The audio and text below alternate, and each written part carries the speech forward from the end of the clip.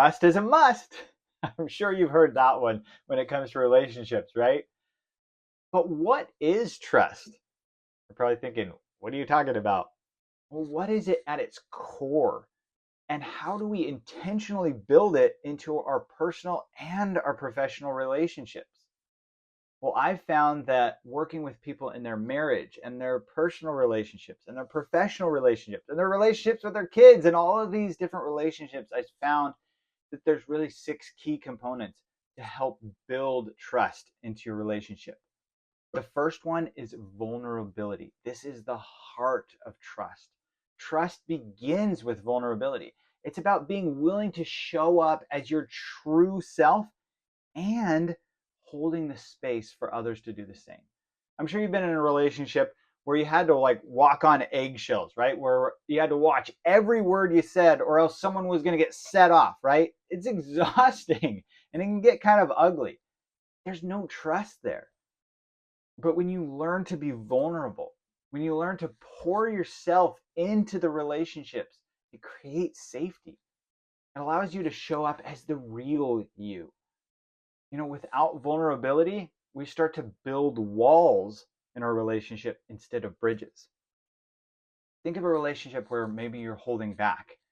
What's one small thing you can do this week to open up more? The second thing is partnership. This is about having someone in your corner. Trust means having someone on your side, feeling supported, whether that's your spouse, backing up your dreams, or a business partner that's aligning with your vision. When you know someone's got your back, it builds a foundation of trust that's really hard to shake. Are you truly in the corner of the person in the relationship you're in with? What's one way that you can show up better as a partner today? The third thing is consistency. Here's the thing. Actions speak louder than words. Trust is built through consistency. When someone honors their commitments over and over, it shows that they're dependable. People are always watching, whether it's your client noticing if you follow through, or maybe someone that you love watching you, whether you keep your word or not. I've learned that even really small inconsistencies, like saying that I'm going to work out every day and then skipping it, it starts to erode that trust silently. I know it sounds small, but consistency starts to build credibility. Where can you be more consistent in your actions to strengthen your trust today? The fourth one is transparency. Honesty is the best policy, what they always say, right? Honesty is about having transparency in your strengths and your weaknesses. Trust actually requires transparency in order for it to actually operate. Being honest about who you are and how you show up. But like I said, it's about owning your weaknesses. I found that when you're open about where you struggle and you start to seek that support from the person in your relationship, their strengths can strengthen your weaknesses and vice versa. And the trust actually can grow really quickly that way when you own your weakness. Transparency is about truth and authenticity in every layer of the relationship, and the truth will set you free. Are you transparent about your weaknesses or do you hide them? How can you share more authentically this week?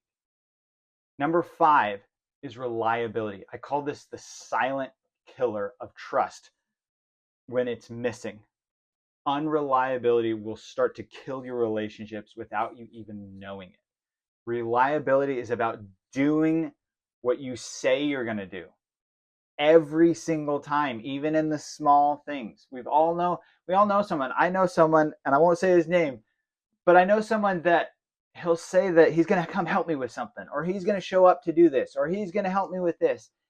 And then he always has that excuse like something came up. I'm sure you've got a friend like that, right? And it starts to become a pattern and this trust starts to crumble away. Reliability is the backbone of trust. Without it, relationships will start to erode. And I call it the silent killer. I've had to really work hard to really follow through on a lot of my commitments, but it's made all the difference. Have you been unreliable in the past? What's one commitment that you can honor this week to start to rebuild that reliability and that trust in your relationship? And then the sixth one is boundaries. This actually creates safety and respect. Trust flourishes when we set and honor our boundaries. Now, I want to be clear, boundaries aren't walls. Okay? We're not putting up walls here. They're clear lines that says this is what I'll tolerate and this is what I won't. Tony Robbins says that you always get what you tolerate.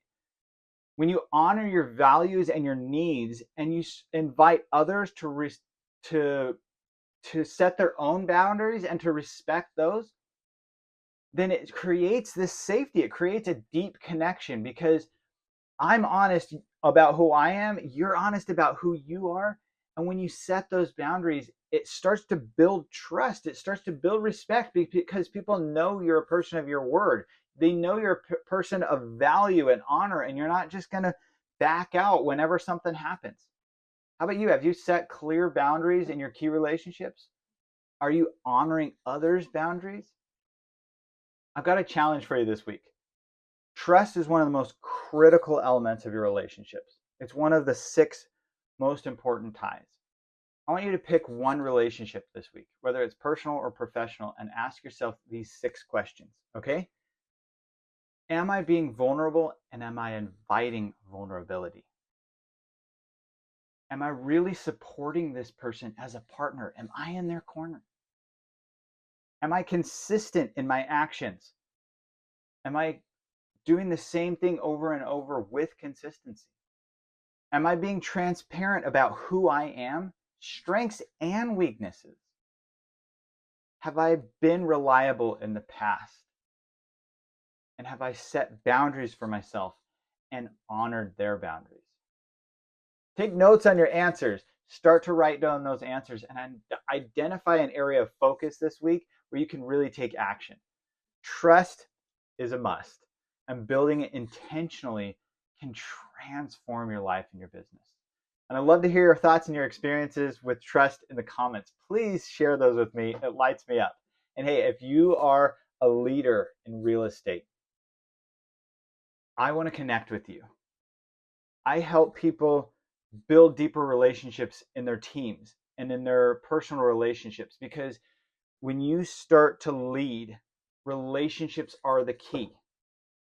And trust is the way you start to build teams. Trust is the way you start to build relationships in your family. So if you're a leader in real estate, whether you're an office manager or you're a team leader, you're a broker, reach out to me.